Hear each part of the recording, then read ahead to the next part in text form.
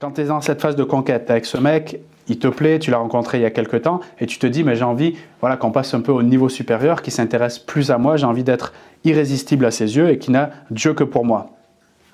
La question que tu peux te poser dans ces moments-là, c'est quelle est la stratégie de communication la plus efficace pour arriver à mes fins?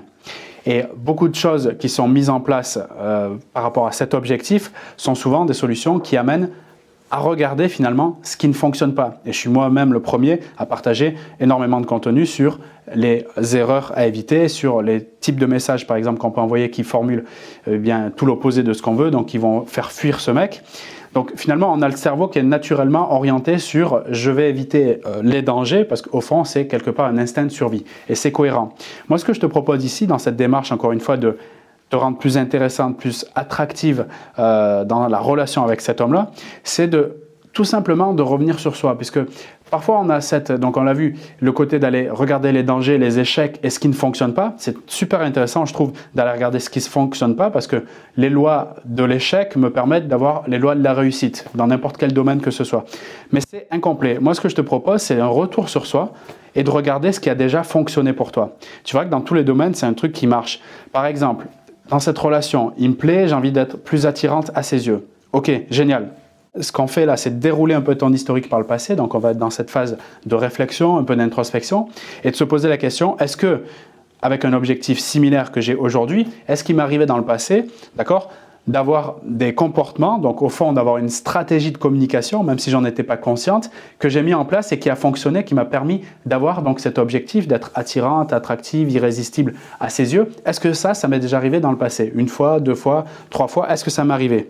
Tu peux faire une pause là-dessus et sérieusement te poser la question. Parce que la meilleure stratégie de communication pour atteindre cet objectif, c'est celle que je connais déjà, celle que j'ai déjà utilisée et qui est dans mes ressources. C'est-à-dire j'ai déjà ces compétences parce que je l'ai déjà fait. J'ai juste besoin en fait de, remettre de la conscience dessus. En fait, je vais juste l'allumer, remettre de la lumière dessus et après me demander comment je peux adapter cette série de comportements qui regroupe donc une stratégie aujourd'hui dans cette relation-là qui m'intéresse. Et tu verras que quand tu fais cette pause, la stratégie, elle est très simple. C'est juste donc de faire une pause et revenir en arrière. Qu'est-ce qui a marché pour moi? Pas pour la voisine, pas pour la copine, la cousine. Qu'est-ce qui a marché pour moi? Parce que souvent on a tort, et j'avais fait une vidéo à ce sujet, d'aller chercher à l'extérieur, notamment avec les copines, qu'est-ce qui peut fonctionner, comment faire fonctionner le truc. Le problème, c'est qu'elles vont souvent ramener leurs projections et d'autres biais qui vont te mettre en danger par rapport à ta stratégie. Idéalement, si tu as déjà eu des expériences, tu vas rapidement en trouver. Ça va être des petites modalités de communication, c'est-à-dire quel type de regard tu posais sur lui, quel était, même si tu peux retrouver ces SMS, c'est encore mieux, quel était le type de SMS que tu as envoyé. Reconnecte-toi au SMS qui fonctionnait et qui lui donnait envie d'aller vers toi. Quelle était l'énergie dans laquelle tu étais pendant que tu envoyais ces SMS? Quelle était l'intention que tu avais? Est-ce que c'était parce qu'il ne me respecte pas, je vais sous la colère et je vais envoyer tel message? Ou est-ce que c'était j'étais plutôt apaisé, j'étais patiente, j'étais sereine, j'étais pas en manque, j'étais dans cette énergie plutôt d'abondance, j'avais le choix et c'est là que j'ai envoyé ce type de message ou c'est là que j'ai appelé ou c'est là que j'ai proposé ce type de rendez-vous et j'ai constaté, puisque finalement c'était une stratégie, je ne savais pas qu'on appelait ça des stratégies, je ne savais pas que c'était possible d'identifier, d'analyser tout ça et maintenant grâce aux vidéos, peut-être grâce à ce partage-là, tu identifies que oui, tu as toujours, en fait, que tu le saches ou non, là on remet de la lumière, donc de la conscience dessus, mais tu as toujours mis en place des stratégies de communication pour atteindre tes objectifs dans tes relations amicales, sentimentales ou autres. On abordait ce sujet par l'intermédiaire d'un coaching avec une femme de cœur que j'accompagne. Elle me confiait ses doutes ou ses hésitations quant à la manière de communiquer avec l'homme qui l'intéresse aujourd'hui. Donc on est revenu sur la méthode que je te partage là, tout simplement. Avant de prodiguer mes propres conseils de manière spécifique et contextualisée, par exemple s'il y a un nouveau rendez-vous qui arrive, ou bien si j'ai envie de prendre un rendez-vous, comment faire de manière très spécifique, mais dans la globalité sur la stratégie, on a mis à jour qu'elle savait déjà, en fait, par l'énergie de patience, par certaines méthodes qu'elle pouvait mettre en place, comme du yoga, de la méditation, pour revenir vers des énergies plus d'apaisement, d'accord, qui étaient plus propices à la réussite du projet, c'est-à-dire de comment communiquer efficacement pour être attractive, attirante à ses yeux. Et donc, comme elle avait touché à ce truc-là, donc je lui ai permis, bien sûr, avec certains outils, de visualiser, d'avoir une sorte d'image mentale de elle en train de vivre ça et de se revoir vraiment dans cette façon de communiquer. Mais tout ça mis bout à bout, donc avec la conscientisation de sa capacité à communiquer efficacement pour atteindre son but, on est reparti vers aujourd'hui et immédiatement, elle a mis en place donc certains comportements, certaines façons de communiquer par message, tout simplement. Inutile pour moi maintenant de te dire les mots exacts qu'elle a dit, puisque c'est pas te servir que te donner ça. Je sais que tu peux te poser la question, mais concrètement, quel message elle a envoyé à quel moment?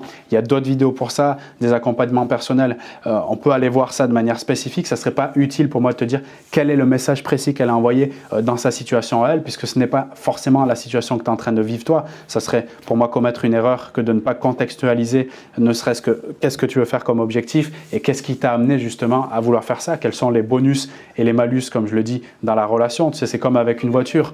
La voiture, elle peut être plus ou moins cabossée. En fonction de ça, on ne va pas communiquer de la même manière. La relation, c'est la même chose.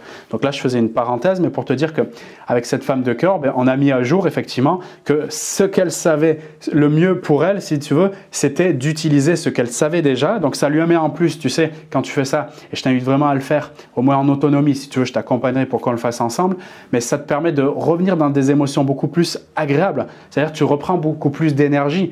Tu as ce produit dopant, là, cette dopamine qui se met en place dans ton cerveau, qui te réénergise, qui te remotive à agir. Et rien que cette motivation va changer tous tes comportements et donc tous les résultats que tu vas avoir avec cette personne.